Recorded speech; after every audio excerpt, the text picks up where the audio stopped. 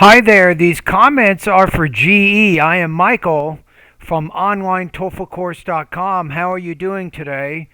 And you're completing, it looks like, in my online TOEFL course, you're completing the diagnostic post test for vowels, consonants, syllable division, grammatical word endings, word stress, sentence rhythm, intonation, and thought roots and blending. So, basically you've gone through the pronunciation section of my online TOEFL course, right? So now I want to see if there's any lingering issues that you might be having trouble with, right? And I will let you know when we get done. I will give you an intelligibility score, which means 7 is the highest you can get, 1 is the lowest you can get.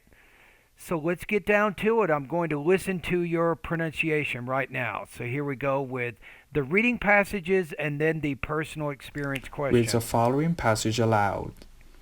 When two people are talking to each other, they tend to stand a specific distance apart.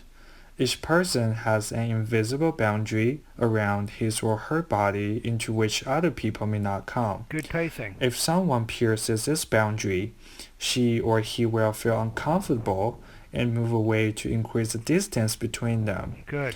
The major exception is family members and other loved ones.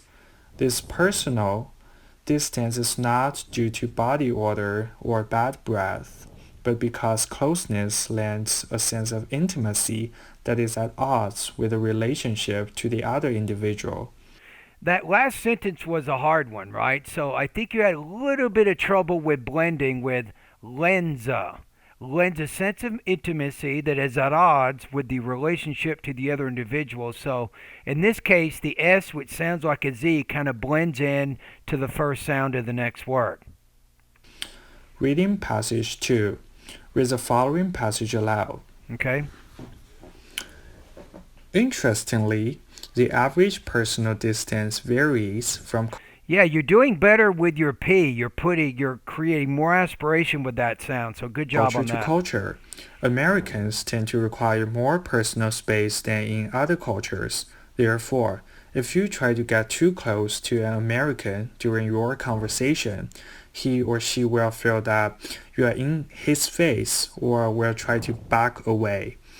Yeah, it's and we'll try to back away. And we'll try to back away. So back and away, you want to kind of blend those words together. Try to be aware of this. So, if the person to whom you are speaking backs away a little, There, that's what I'm looking for. Backs away. You had very good blending on that. don't try to close a gap. Okay, excellent. Reading passage 3.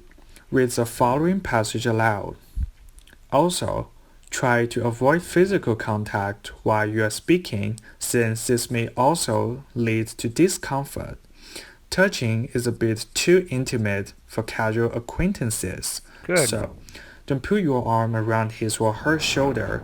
Don't touch his or her face or hold his or her hand.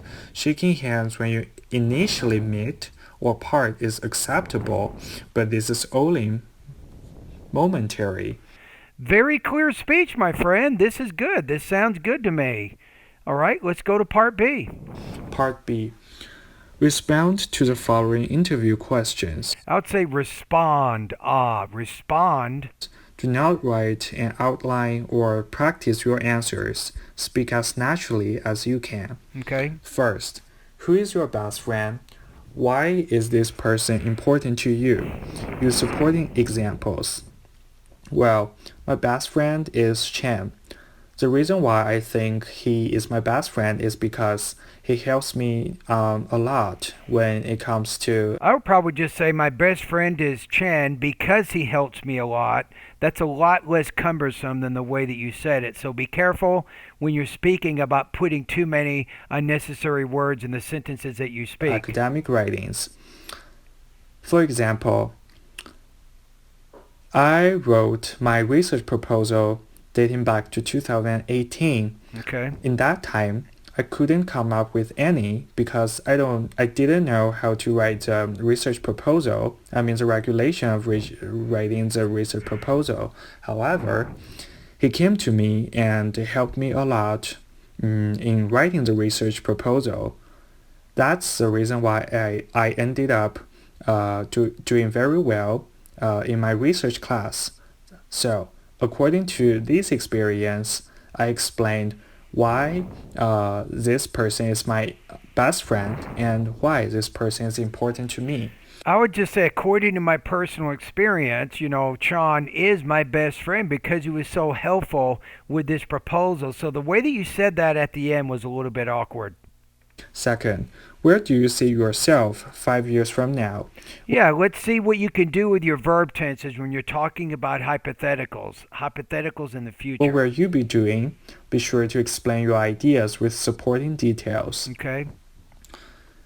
I would say that I see myself 5 years from Instead of I would say, just say I see myself 5 years from now. Just kind of say it like that. now would be in the graduate school and doing my educational studies because right now I am joining a lot of exams such as TOEFL or GRE Okay? to make myself competent in the areas where I am gonna study at. So that's how I see I'll say in the areas that I will study or in the areas in which I will study. It's probably better to say in which I will study. That's probably a better way to say that. myself 5 years from now.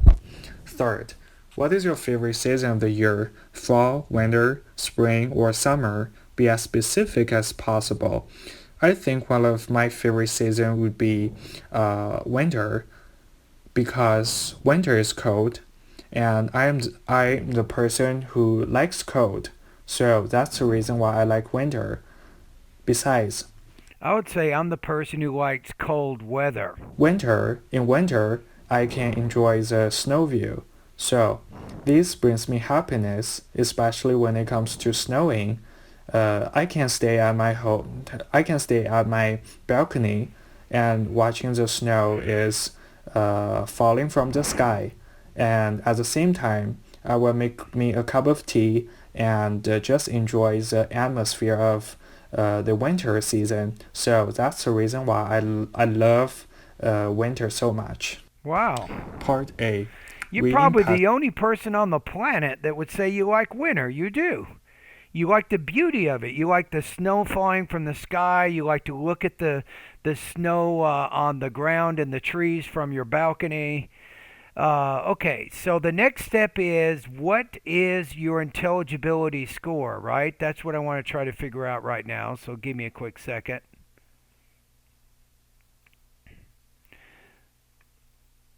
And I think you did a pretty good job on this, right? I think you're speaking pretty fluently, so this is good. So on a scale of 1 to 7, 7 being a native speaker,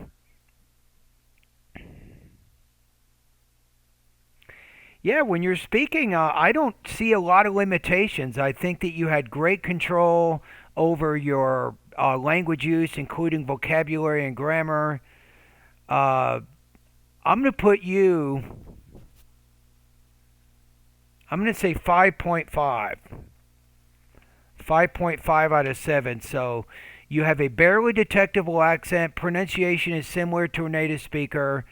You have pretty good vocabulary and you're speaking fluently. So for this area, I'm going to put you in the 5 area, 5.5 out of 7. Okay? Now the next step is there are there any lessons maybe that you can review that might be important? Any last minute things that you need to look at? I feel comfortable. I feel like you're able to speak quickly, fluently. You got your ideas out there.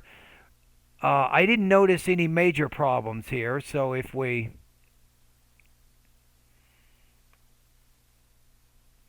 okay, if I look at the pronunciation section, give me a second here. Let me see.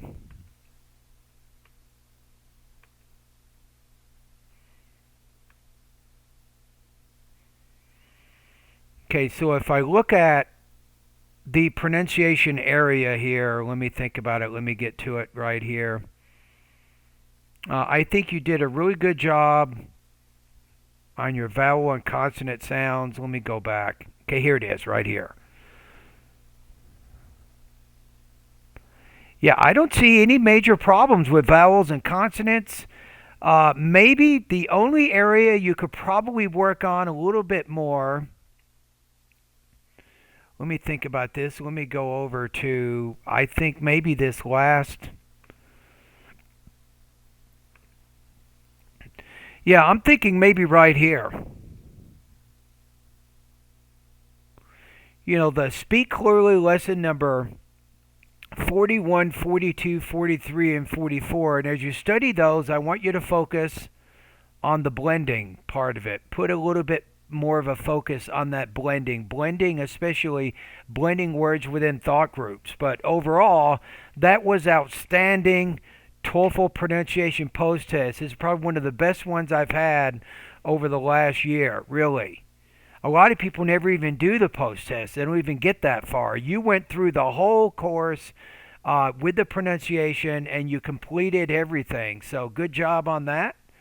And thank you for completing this post test and keep up the good work.